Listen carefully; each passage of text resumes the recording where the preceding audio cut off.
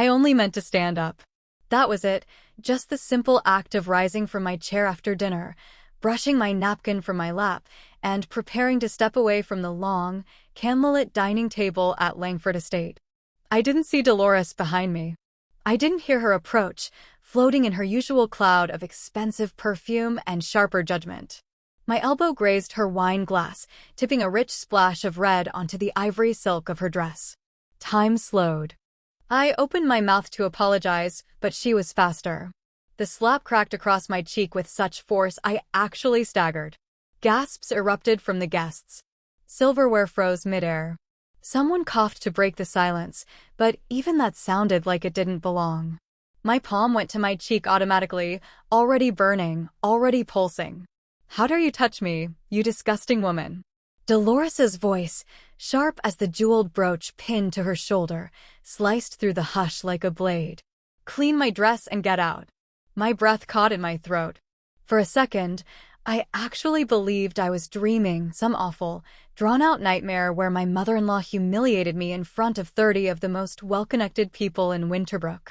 But I wasn't asleep. I was standing there, my skin hot and my dignity in pieces, while everyone stared. I turned to Marcus, needing something from him, his eyes, his voice, his hand reaching for mine. He didn't even stand. Instead, he looked at his mother, then looked at me, and said with a flat calm that chilled me to the bone, "Apologize to her or leave." That was it. No hesitation. No shock. No defense. No love.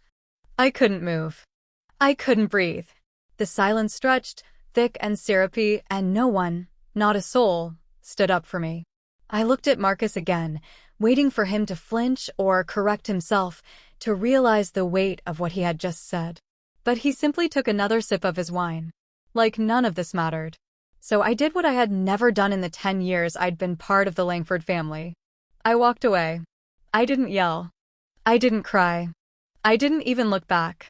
I just gathered my breath, straightened my spine, and walked out of that gleaming dining room, through the marble-floored hallway, and past the ornate front door that had always felt more like a gate than a welcome.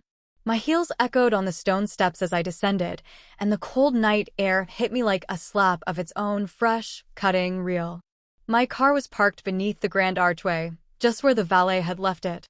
I climbed in without fumbling, without looking over my shoulder, and sat there in the silence for a moment. My reflection in the rearview mirror showed a woman I barely recognized. Eyes wide, cheek flushed, lips parted in disbelief. It wasn't the slap that hurt the most. It was his voice. The calm dismissal. The silent consensus of everyone around that table, the ones who'd smiled at me moments earlier, who'd accepted my wine and my hospitality and my place at the table as long as I stayed quiet. I had thought I was family. I had thought Marcus loved me. But in that single moment, the illusion shattered. I gripped the steering wheel. My knuckles whitened as I tried to steady my breath. The cold seeped through the glass and leather, wrapping around me like a question I didn't know how to answer. What now? Where do you go when you've just been erased? I reached for my phone out of habit, my hands trembling as I checked the time. 9:41 p.m. I could call Tessa. I could drive straight there. I could let myself fall apart in the safety of someone who actually saw me. But I wasn't ready, not yet. Instead, I sat there a little longer, letting the night sink into my bones. I let the silence fill the space Marcus had just vacated in my heart. The betrayal hadn't hit all at once. It spread slowly, like frost creeping across a window pane, cold and beautiful in its destruction. I had always known Dolores hated me. That was nothing new. Her jabs and comments, her thin smiles and backhanded compliments, I'd survived them all. But Marcus? He was supposed to be my home. And tonight, he chose her. Not just with silence, but with intention. With command. Apologize or leave. He made it clear. I was no longer welcome. So I left. And for the first time, as the estate shrank behind me in the rearview mirror and the road opened ahead like an uncertain future, I realized something else, something that terrified and electrified me in equal measure. I wasn't going back. The night was colder than I expected, Winterbrook always had a chill to it in late March, like it couldn't quite let go of winter's grip. But tonight, the air felt personal, like the wind knew what had just happened and wanted to scrape it raw. I walked with no real direction at first. The sharp clack of my heels on the sidewalk echoed down empty streets, and the lights from the boutiques and cafes along Maple Row blinked like distant reminders of a world that had never quite made space for me. The Langfords owned half these buildings, or knew the people who did. For years, I had smiled through their charity balls and brunches, always at Dolores's side, always polite, always proper, and always tolerated, never embraced.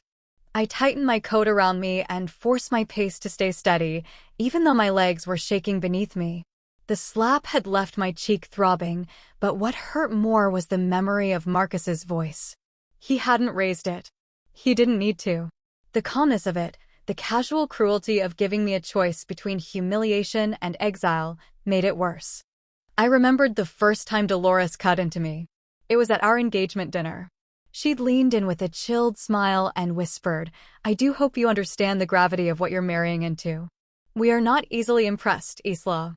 I had laughed nervously, thinking she was joking. But she wasn't.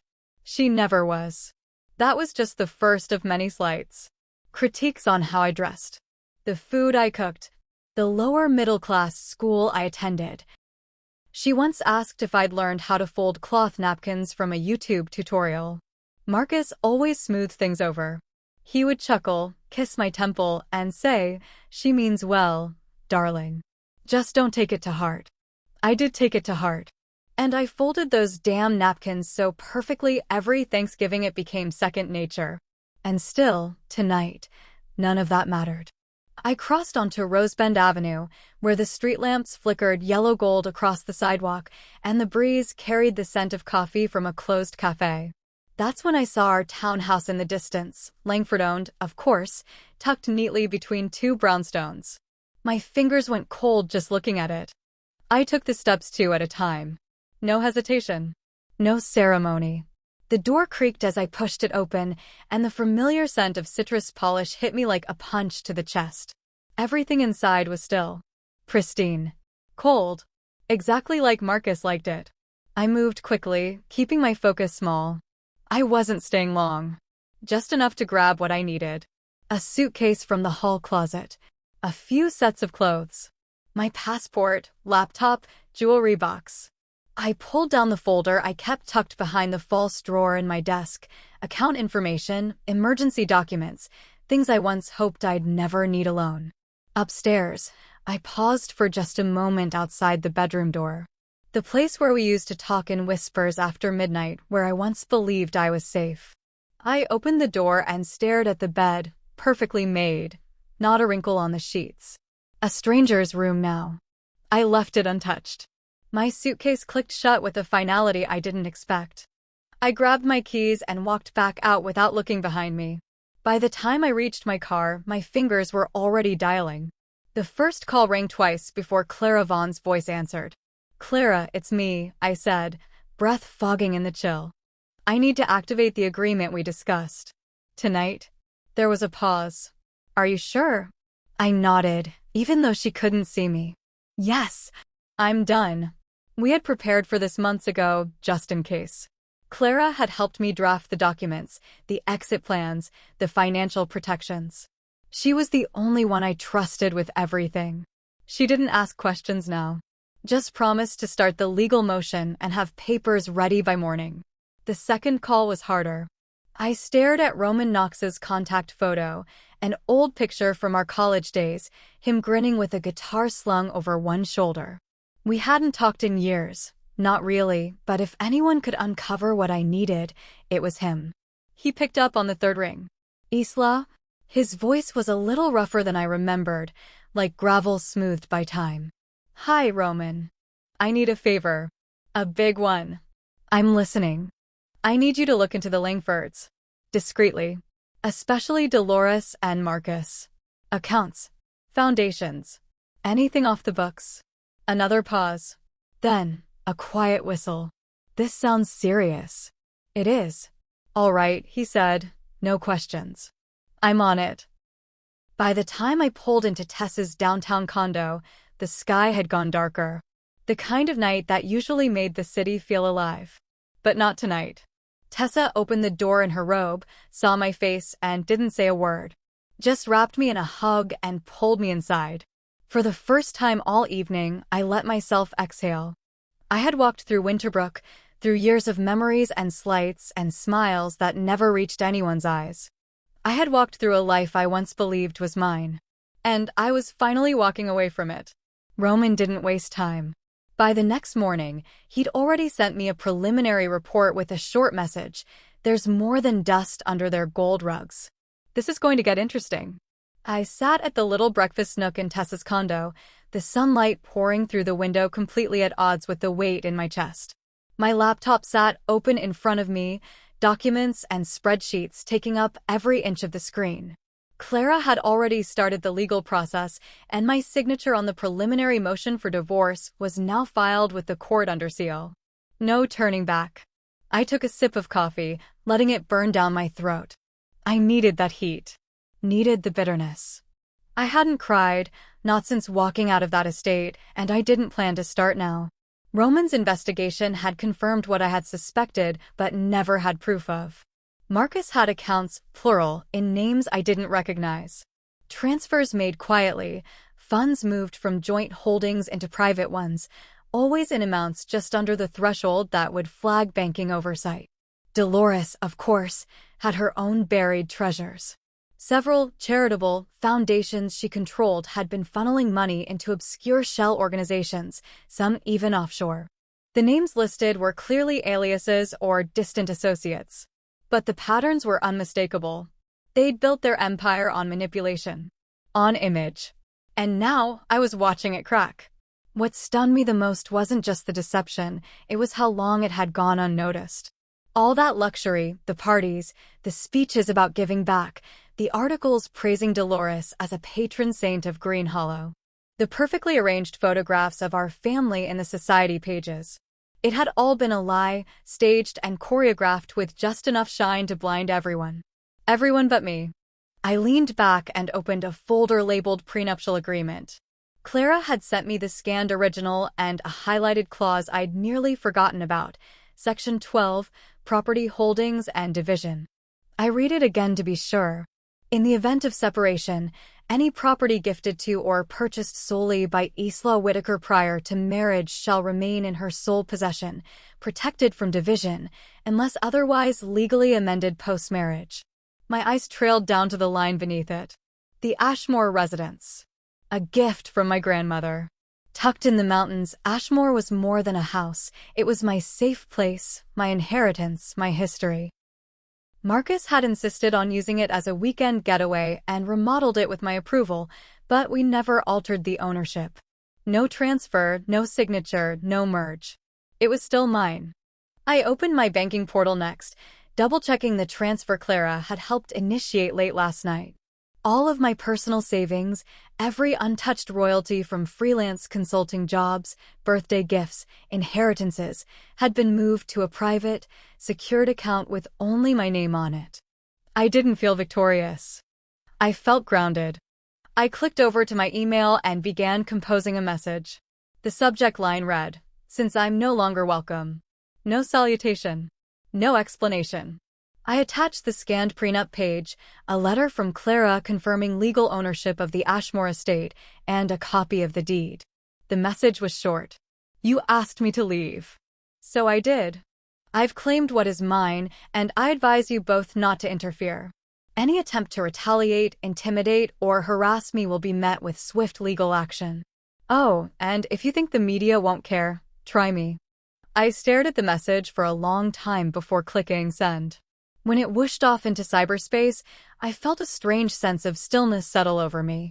Not relief, just the quiet hum of certainty. The kind that comes when there's no ambiguity left.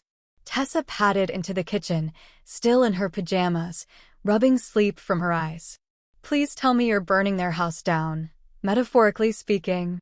I glanced at her, smirking. More like locking the doors and changing the codes. Same effect. I closed the laptop and finally allowed myself to slump into the chair. They thought I would crawl back. or disappear quietly. That I'd be too ashamed. They don't know you at all. No, I said softly. They never did. Tessa slid a croissant onto my plate and poured herself some coffee. So what's next? I looked out the window. The city skyline blinked in the morning sun, full of movement, indifferent to everything I'd lost and everything I was starting to rebuild. I'm heading to Ashmore tomorrow. Changing the locks. I want them to try to step foot there now. Tessa raised her mug. To reclaiming what's yours. I clinked mine against hers. I had spent years molding myself into the Langford mold, trying to make myself palatable, valuable, agreeable. And for what? To be dismissed in front of a room full of strangers and ordered to beg for my place? Not anymore. The house was mine. My accounts were protected. Roman was already uncovering their web of lies, and Clara was preparing for war. They could keep their polished veneer. I had my truth. And I was just getting started. The morning was crisp when I arrived at Ashmore. A quiet mist curled along the edges of the long driveway, casting the old oaks in a pale haze. The gravel crunched beneath the wheels of my rental car, the sound familiar and oddly comforting. As I pulled up to the front gate, I paused for a moment, letting my eyes take in the full view of the estate. Stone walls, weathered but proud. Ivy crawling along the east wing. The porch light blinking softly, still time to go on before sunset. This place had always felt like a sanctuary, far removed from the glittering chaos of the Langfords. Today, it was my line in the sand.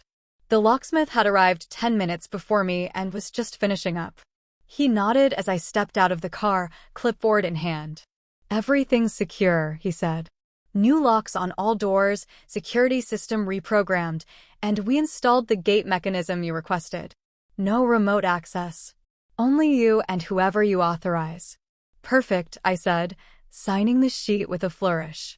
As he drove away, I stood at the edge of the gravel and watched the house breathe in the morning light. For a second, I let myself remember weekends spent here with my grandmother, her stories, her music, the smell of her perfume woven into the curtains. This wasn't just property. It was memory. It was mine. Inside, I moved quickly. I'd spent the evening before forwarding the legal documents and notices to Marcus, Dolores, and their lawyer. Clara had walked me through the legal reinforcement of my claim. Everything was airtight. The prenup made it clear Ashmore belonged to me. There was no loophole, no hidden clause. No Langford influence could override a contract signed in ink and law. Still, I knew them. And I knew Marcus wouldn't accept losing without a fight. By the time I finished double-checking the door locks and testing the new keypad system, my phone buzzed. 3 missed calls from Marcus. One from a blocked number, probably Dolores. And then a single new voicemail from Marcus. Isla, please call me back. You don't have to do this. Let's be rational. Just give me a chance to explain. I deleted it. There were no explanations that could undo what had already been made clear. No rationalizing the silence in that dining room. No softening the sound of his voice telling me to apologize for being slapped. At 11:12 a.m., they arrived. I saw the sleek black car pull up through the trees. Randall was driving, of course. Dolores never touched a steering wheel unless it was for a press photo. Marcus sat in the passenger seat. Dolores was in the back, her sunglasses oversized and entirely unnecessary. I stood calmly in the center of the front porch, arms folded, waiting. They approached the gate expecting it to open automatically. When it didn't, I could see Randall muttering something before Marcus got out of the car, trying the code. It didn't work. Dolores rolled her window down just enough to shout, Isla, open this gate. Immediately. I didn't move. Seconds later, Marcus's phone vibrated. I knew what he was seeing, a new email from me. Subject line, property secured by sole legal owner. He scanned it, his face falling slowly, the realization settling into his features like a spreading stain. Attached were PDFs, the prenup clause, the original deed, the signed statement from Clara. There was also the cease and desist letter, freshly notarized, and the one-line warning I'd added myself. Try me again, and I'll go public. Dolores opened her door and stormed out, heels stabbing into the gravel. You ungrateful little girl. Do you have any idea what you're doing? Yes, I replied coolly. I'm reclaiming what's mine. This house belongs to Marcus's family. No, I interrupted. It was given to me by my grandmother before I even met Marcus. It's not Langford property. It never was. Dolores looked ready to spit fire. Marcus stepped forward, hands raised, trying his usual placating tone. Isla, we can talk about this. Maybe you're just overwhelmed. Let's go inside, discuss things. I raised an eyebrow. Into my home? After the way you treated me? After standing by while your mother slapped me in front of a room full of people. He had the decency to flinch. You made it very clear, I said, my voice steady. You chose her. And I'm choosing me. Dolores turned on her heel and stormed back to the car. This isn't over. I know, I said softly. But you are. Marcus hesitated, eyes meeting mine like he was searching for the woman he once knew. I let him look. Let him see the quiet resolve he never valued. He finally turned and walked back to the car. I waited until they were gone before I exhaled. Inside the house, I closed the door gently, locking it behind me. I leaned against the wood and stared out at the now empty driveway. My heart was thudding, but not from fear, from adrenaline, from truth, from the power of finally drawing a line and holding it. For the first time in a long time, I felt safe. The Langfords had come to claim what they thought was theirs. And left with nothing. The hotel room in Southbridge was small but warm, the kind of place designed for passing through, not staying long. Still, it felt more like home than Langford Estate ever had. The neutral walls, the hum of the heater, the thick curtains that shut the world out, it all gave me space to breathe. After securing Ashmore and sending the cease and desist, I knew better than to go back there full time. Not yet. Let them stew in their fury a little longer. Let the silence echo in Marcus's inbox. I had work to do. Clara had sent over a new folder early that morning, encrypted, thorough, surgical. Inside, account statements, copies of wire transfers, scanned images of checks written out to fake nonprofits. The funds had been cleverly redirected through foundations supposedly created for children's literacy and global relief, but Roman had followed the paper trail. Dolores's fingerprints were everywhere, hidden under aliases and trusted middlemen. And Marcus? He wasn't just adjacent. He was complicit. There were multiple accounts in his name, some opened offshore, others cleverly tucked under a consulting business that didn't technically exist. Funds from the Langford Holdings budget trickled into those accounts like clockwork, just under the reportable threshold. The breakdown made my stomach turn.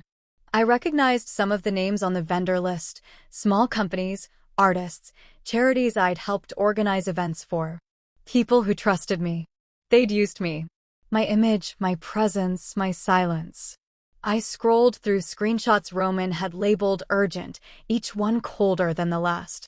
Bank statements, foundation board minutes, a flagged transaction note that read, PR comp, Langford wife/quiet fund. Quiet fund. That's what they called it.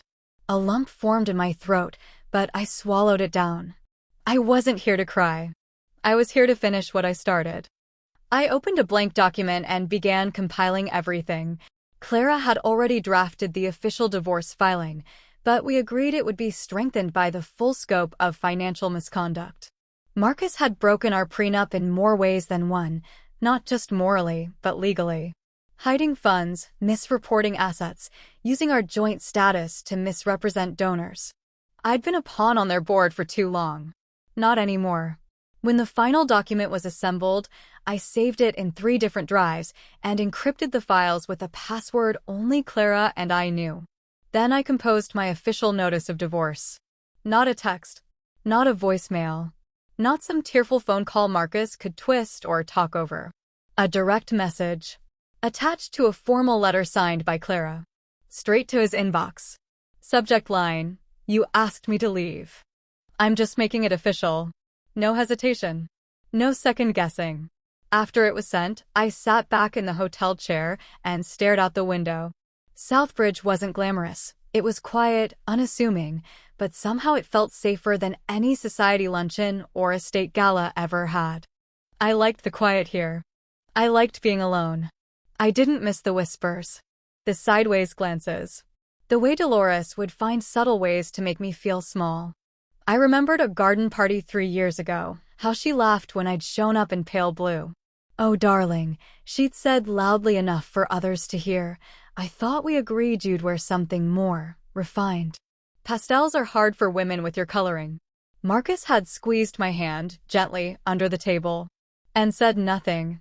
That was always his way. Complicit in silence. Loyal only to ease. I couldn't help but wonder how he'd react reading that email. Whether he'd be surprised. Whether he'd still believe I was bluffing. But I wasn't the same woman he'd dismissed at that dinner table. I was done being erased. My phone buzzed with a message from Roman. I opened it quickly. No words, just another screenshot, this one from an internal report from Langford Investments. A flagged audit covered up 6 months ago. Roman had marked it with a single note. If this leaks, it burns. I took a breath, steadying myself. This was bigger than divorce now. This was about integrity. About legacy. About every woman who's ever been told to apologize for being disrespected, to smile while being minimized, to accept humiliation because it's just how things are. I wasn't going to be that woman anymore. I opened another document. My own statement. Not legal. Personal. For the press, for the people who had been fed the Langford image for too long. I didn't name names, not yet. But I made it clear that a storm was coming. I wanted it drafted and waiting. When the time came, the world would hear it in my words, not theirs. I closed my laptop and looked around the room. There was a calmness in me I hadn't felt in years. Not happiness. Not yet. But purpose. Clarity. Strength. The Langfords had built their reputation by stepping on the backs of others. And they thought I'd crumble, quietly, like the woman they believed they'd broken. But I wasn't broken. I was building something new. And every document I gathered, every call I made, every truth I uncovered, it was all part of that. The woman they tried to erase? She's the one writing the ending now. It began with a whisper, just a murmur on the society pages, a developing story buried beneath wedding announcements and charity gala recaps. But I knew better. Whispers become roars when truth starts slipping through polished cracks. And the Langfords? They were nothing if not hollow gold, gleaming on the outside, rusting underneath. By Monday morning, the Morning Courier had published a full report. The headline was simple, unassuming. Financial irregularities plague beloved Langford charity.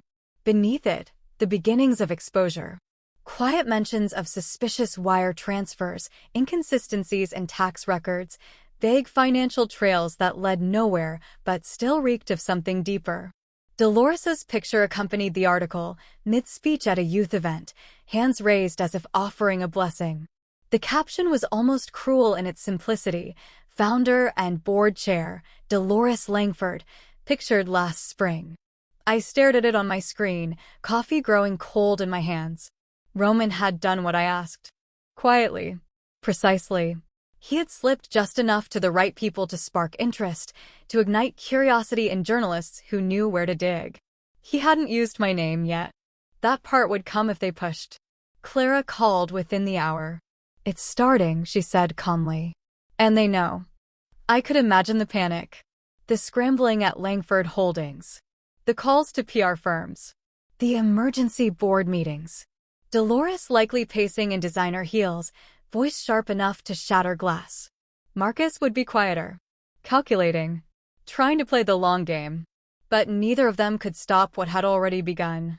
I stepped out onto the small balcony of my hotel suite, the city moving below in its own rhythm, indifferent to the unraveling of a legacy. For so long, I'd believed the Langfords were untouchable. That no matter what Dolores did or said, no matter how Marcus stood aside and let her spit venom into our lives, they would always land on their feet. But reputations rot from within. And the rot was finally seeping through. Later that afternoon, Roman forwarded me an internal memo leaked from one of Dolores's board members. It was desperate. Defensive. A demand for answers. Apparently, the financial discrepancies were only the beginning. One board member had resigned. Another was threatening legal action. Several sponsors had pulled their funding within hours of the article's release. Dolores had spent years crafting her image as Winterbrook's benevolent matriarch. She built playgrounds and hosted charity auctions and gave heartfelt speeches about uplifting the forgotten. And yet here it was, her empire of smoke and mirrors dissolving under the weight of accountability. Randall, too, wasn't spared. He'd always been the one behind the scenes, Dolores's silent partner in philanthropy and family. But the leaked report mentioned his name in conjunction with a handful of real estate acquisitions made under foundation funds. Nothing provable yet, but enough to raise questions. According to Tessa, who still had friends entrenched in Green Hollow's elite, Randall quietly moved into a hotel the night the article dropped. No statements. No denials. Just absence. Coward, Tessa muttered, scrolling through the society feed. He knew this was coming. I said nothing, but she was right. By midweek, the fallout had begun to snowball. Dolores's name was quietly removed from 3 upcoming events. One of her prized positions on the Green Hollow Trust Board was suspended pending review. Invitations once delivered with calligraphy and gold wax seals were now regretfully delayed or revoked altogether. Her carefully arranged calendar, once brimming with gala appearances and ribbon cuttings, was rapidly turning to blank space. I didn't rejoice. Not really. It wasn't about revenge. It was about exposure. About watching a family who built their world on deception finally get dragged into the light. It was about truth rising, piece by piece, until even they couldn't pretend it wasn't real. What struck me most was how quickly it all came apart. The same people who once whispered compliments about Dolores behind champagne glasses were now the first to distance themselves. Public opinion, so carefully purchased over years, was suddenly slipping like sand. The Langfords weren't being protected anymore. They were being watched. And still, no one reached out to me. Not Marcus. Not Randall. Certainly not Dolores. There was no apology. No explanation. No plea for forgiveness. Just silence. And that, somehow, felt louder than anything else. I spent that evening by the fireplace in the Southbridge suite, watching flames flicker behind the glass. A thick envelope from Clara rested on the table, finalized divorce documents ready for delivery. Everything was in order. Assets divided. Clauses enforced. Names about to be unlinked forever. I should have felt triumphant. Instead, I felt steady. Because this wasn't a victory lap. This was a reckoning. The Langfords were falling. Their society standing, their curated image, their web of influence, it was all unraveling under the scrutiny they'd never expected to face. They weren't used to being questioned. They weren't prepared to be caught. And me? I was no longer a silent accessory to their spectacle. I was the woman who walked away. And now, I was the one watching as everything they once used to diminish me, wealth, power, reputation, turned to dust beneath their feet. Let them taste the silence. Let them feel what it's like to be erased. I should have known he'd show up eventually. Marcus had always been one for timing, never there when I needed him, but always reappearing just when he sensed control slipping through his fingers. Still, I hadn't expected him to find me here. The Southbridge Hotel wasn't public knowledge. Roman had taken every precaution. Clara had rerouted all communications through her office. But Marcus must have paid someone. He always did have a way of buying what he couldn't earn. It was late, nearly midnight, when the knock came. At first, I ignored it. My room was quiet, lights low, a legal pad in my lap filled with notes for Clara and a list of tasks for tomorrow. I just poured a glass of wine. The world outside was hushed, winter's chill still hanging in the air. When the knock came again, sharp, urgent, I rose slowly, crossing to the door with cautious steps. I didn't open it right away. I looked through the peephole, and there he was, Marcus Langford, in a gray coat that looked too expensive for the season, eyes hollow, mouth drawn into something that might have passed for regret if I hadn't known him so well. I took a breath, unlatched the door, and opened it just enough to show my face. "Isla," he said, voice low, like he was trying not to scare me off. "You're not supposed to be here." I know. Please, just 5 minutes. I studied him. He looked thinner, older somehow. His posture had lost that smug ease he wore like cologne. There were faint shadows under his eyes. He hadn't shaved. The unraveling had finally caught up to him. I opened the door wider and stepped back. 5 minutes. He came in slowly, as if waiting for me to change my mind. His eyes flicked around the room, taking in the neat bed, the folders on the table, the wine glass still half full. I didn't offer him a seat. I didn't come to fight, he began. Good, I said. Because you'd lose. He winced, but I didn't care. I was past soft landings. Past smoothing his discomfort. I've been reading the articles, he said. The press. Dolores is in full meltdown mode. I'm sure she is. He rubbed the back of his neck. And Randall, he's blaming everyone but himself. I didn't know things would spiral this fast. You didn't think they would spiral at all, I corrected. Because you never thought anyone would challenge you. He looked up at me then, something raw flickering in his eyes. I didn't think you'd do this. Do what? I asked. Defend myself? Protect what's mine? Expose fraud? Sorry if that doesn't fit your version of who I'm supposed to be. That's not what I meant. Isn't it? I walked past him, grabbing a folder off the table and flipping it open. Do you want me to go over the accounts you hid? Or the hush money Dolores funneled through those foundations? I've got records. Transfers. Names. Do you know how many of them trace back to your consulting firm that doesn't exist? He flinched again, this time harder. His hands clenched. I didn't touch any of that money personally. But you knew, I snapped. You knew where it was coming from. You sat across from me every night and lied by omission. And when I was humiliated in front of your family, your friends, your guests, you didn't stand up for me. You told me to apologize. His mouth opened, then closed. For once, he had no words. I needed you in that moment, Marcus, I said, quieter now. I needed you to say something. Do something. And you chose silence. Again. I was in shock. No, you were complicit. He looked away. The silence stretched between us. Finally, he spoke. I thought we could fix this. That maybe if we talked. I laughed. It wasn't bitter, it was honest. You thought wrong. He stepped closer, like he still had the right. Do you still love me? That question. It hung there, thick and aching. I looked at him, really looked. At the man who once held my hand in the middle of a storm, who once whispered dreams into my hair late at night, who once promised me we'd build something real. I'd loved him so fiercely I lost parts of myself in the process. But now? I loved the man I thought you were, I said. Not the one who watched me be slapped and told me to say sorry.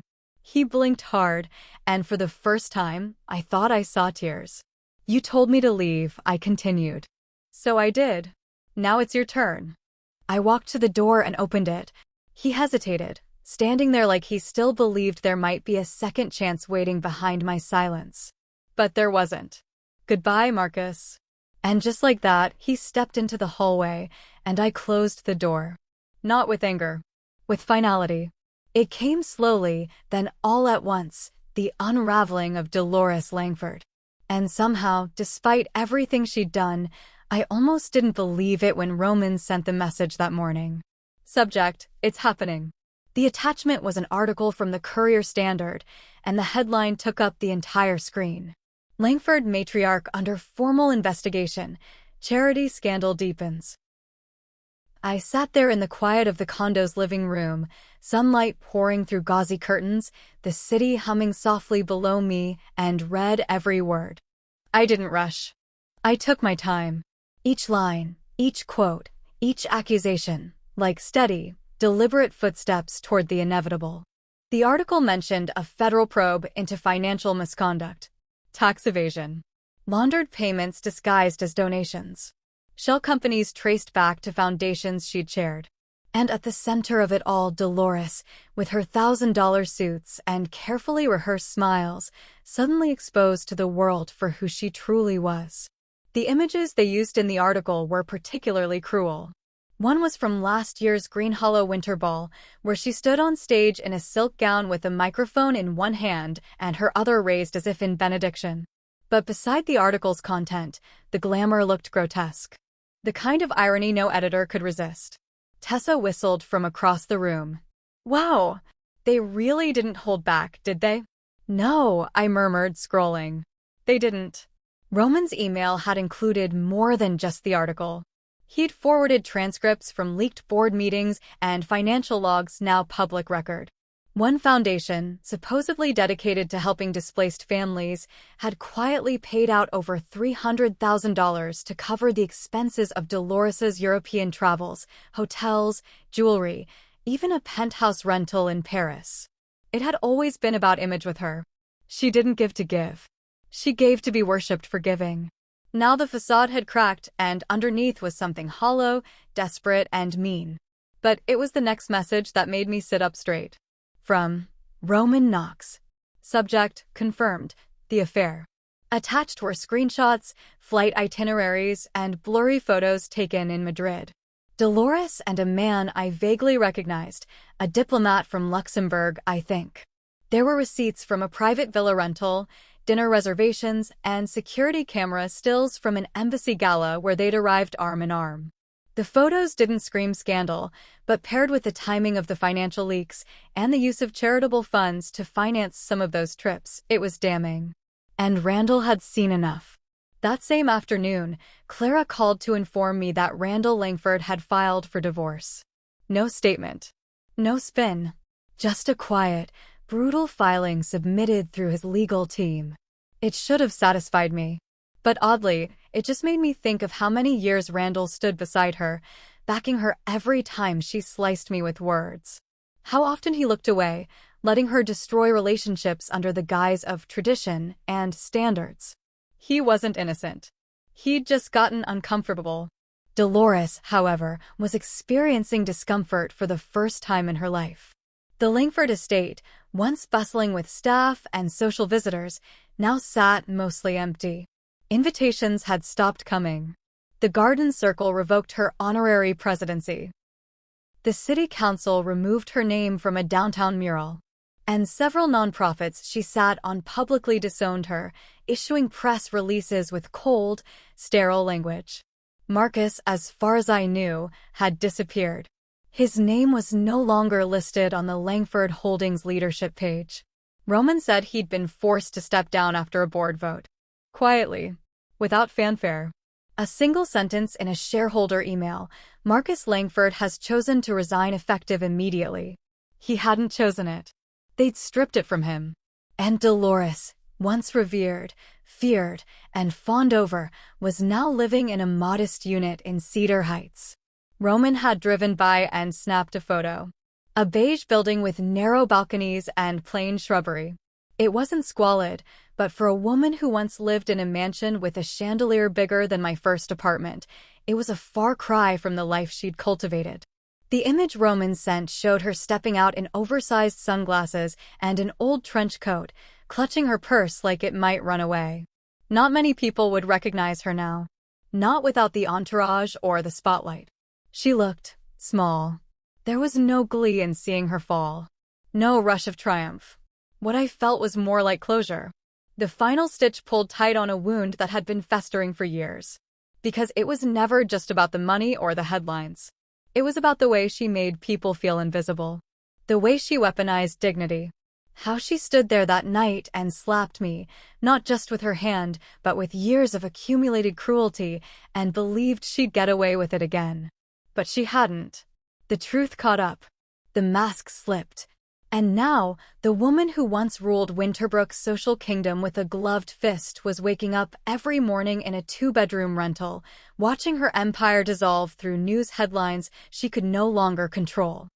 I closed my laptop gently. Let it crumble, I thought. Let it all fall. Because what's built on lies can't stand forever. It was a gray afternoon in North Haven, the kind where the sky stretches low and thick like it's weighed down by unsaid things.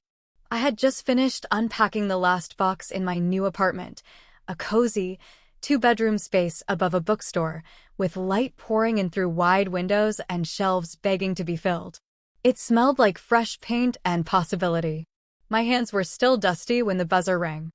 I didn't need to ask who it was. I knew. I stood in the hallway for a moment, my palm flat against the wall, breathing through the swell of dread that rose uninvited. I hadn't heard from Marcus since the night at the hotel. No emails. No calls. Nothing. I had assumed the silence was his final act of surrender. But there he was, standing outside the front entrance with the same posture I used to love, shoulders slightly hunched, hands in his coat pockets, like he was holding something back. I let him up. Not because I needed closure, I'd already found mine. But because there was one last thing that needed to be said, and I didn't want him thinking the door had simply drifted shut. When I opened the apartment door, he looked older. Thinner. His clothes still screamed wealth, but the shine was gone. Even his eyes, once so practiced at reading every room, flickered with hesitation. "You look good," he said softly, eyes drifting over me like I was something he used to recognize but no longer could. I didn't invite him in. I just leaned against the doorframe and waited. "I saw the morning Courier update," he went on. "They're calling it a landmark exposure. Her face is everywhere." He stopped. "It's not how any of us thought this would end." "Not any of you," I corrected. "I knew exactly how it would end. You just didn't believe me." He nodded, glancing at the floor. "You were right. I wanted to feel satisfied, but it only left a hollow space in my chest. I'd spent so many years begging for that acknowledgement, even just the tiniest flicker of accountability. Now that it was here, I felt nothing. I lost everything," he said. "The firm, my seat on the board. Randall won't return my calls. And my mother, she blames me for letting it all fall apart." I raised an eyebrow. "Interesting. I thought she blamed me." "She blames everyone but herself." I folded my arms. "So what do you want, Marcus? Forgiveness? Sympathy? A place to sleep?" He flinched. "No. He looked at me then, really looked. "I've never said it. And you deserve to hear it. I'm sorry, Isla. For not protecting you. For staying quiet when I should have spoken. For letting her get away with it for so long." I didn't say anything. Not because I hadn't imagined this moment. I had, but because the words no longer landed where they used to. They echoed, yes, but they didn't cut. "I let fear drive me," he continued. "Fear of losing the family name, the company, the image. I thought I could balance it all. Keep you, keep her, keep everything intact. You couldn't even keep your integrity," I said quietly. He nodded again, his jaw tightening. "You're right. There it was. The apology I had once longed for. But it came too late, watered down by months of silence and 1,000 decisions made without me in mind." "I have to ask," he said, his voice barely above a whisper. "Do you still love me?" I stared at him, the man I once believed would never hurt me. The man who tucked wildflowers into my hair on quiet mornings. The man who promised me forever with a smile and then chose his mother's wrath over my worth. "I loved the man I thought you were," I said, my voice calm. "Not the one who watched me be slapped and told me to say sorry." His face crumpled, not dramatically, not performatively, just subtly. A weariness settled over him like dust. He knew then, I think, that this wasn't a fight he could charm or argue his way through. This wasn't about hate or anger. This was about ending something that should have ended long ago. "I don't hate you," I said, stepping back just enough to prepare to close the door. "But I'm done letting your silence narrate my life." He looked at me like he wanted to say more, but I didn't give him the chance. I stepped forward, pushed the door gently, and let it click into place between us. I didn't cry. I didn't collapse behind it like in those old movies, with the heroine trembling and second-guessing. I simply turned and walked back into my new life, one slow, steady step at a time. In the living room, a box of books sat waiting for me. I opened it and pulled one out at random. A novel I loved. A story with a heroine who'd lost everything only to find herself again. I sank onto the couch and opened to the first page, letting the words wrap around me like a promise. The door had closed. For good. The townhome was small, quiet, and entirely mine. Nestled near the Arbor Market District, it sat on a tree-lined street where the air smelled like fresh bread in the mornings and blooming magnolias by late afternoon. The walls were painted soft sage, the hardwood floors still holding the scent of polish. There was no grand staircase, no crystal chandeliers or marble countertops. But there was light, warm, golden light that spilled through the windows and made everything feel alive. It was the kind of space that didn't whisper status, but safety. I moved in with a single truckload. A few boxes of books, 3 suitcases, a modest collection of furniture I'd bought secondhand, and a bundle of dried lavender I tied to the kitchen window. No portraits of the Langfords, no ghostly echoes of the estate's endless rooms. Just my breath, my rhythm, and silence that belonged to me. My days began with coffee brewed in a chipped ceramic pot and walks to the corner bakery where the owner, Maeve, always had a smile and a fresh almond croissant. Some mornings I'd carry my laptop to the cafe on Pine and work on the consulting firm I was slowly shaping a branding, strategy, ethics oversight. I had clients reaching out already, curious, interested. There was something about building something from the ground up, without borrowed power or old names. It was terrifying and thrilling in equal measure. I reconnected with old friends too, people I hadn't seen in years, the ones I lost while wrapped up in the Langford orbit. They came back slowly, like stars emerging after a long fog. Some sent texts.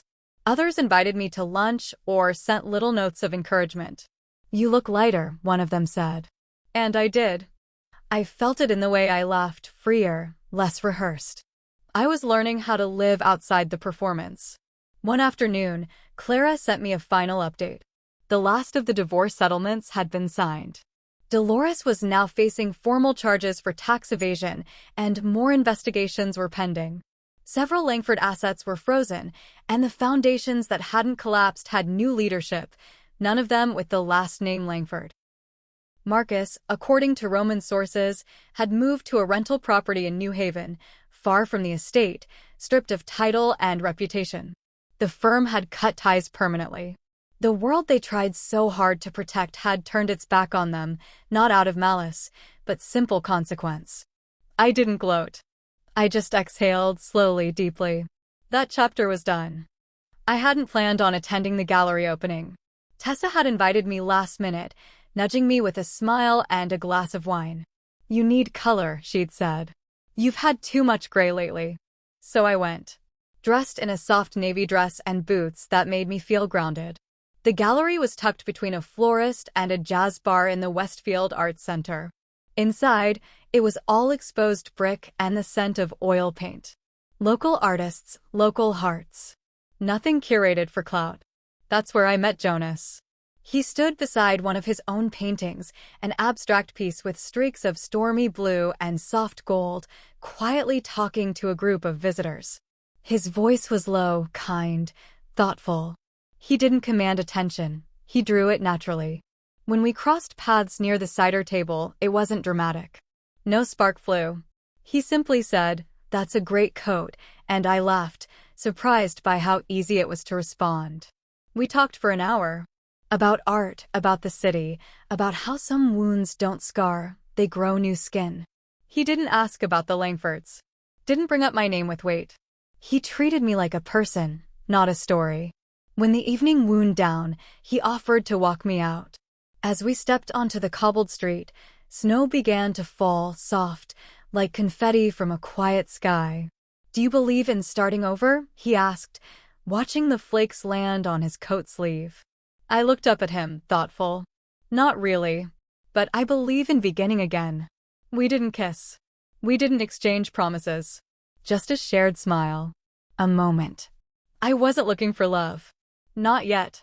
Maybe not ever. What I was building wasn't for anyone else. It was for me. That night, I returned to my townhome and stood in the center of my living room, surrounded by books and soft lighting, the faint sound of street musicians drifting in from Arbor Market. I curled up on the couch, a blanket wrapped around my shoulders, and felt it wash over me, the stillness, the certainty, the freedom. I had lost a marriage. I had been humiliated, erased, disregarded. But now? Now I had something greater. autonomy, truth, peace. And finally, after years of being someone's wife, someone's shame, someone's scapegoat, I was Isla.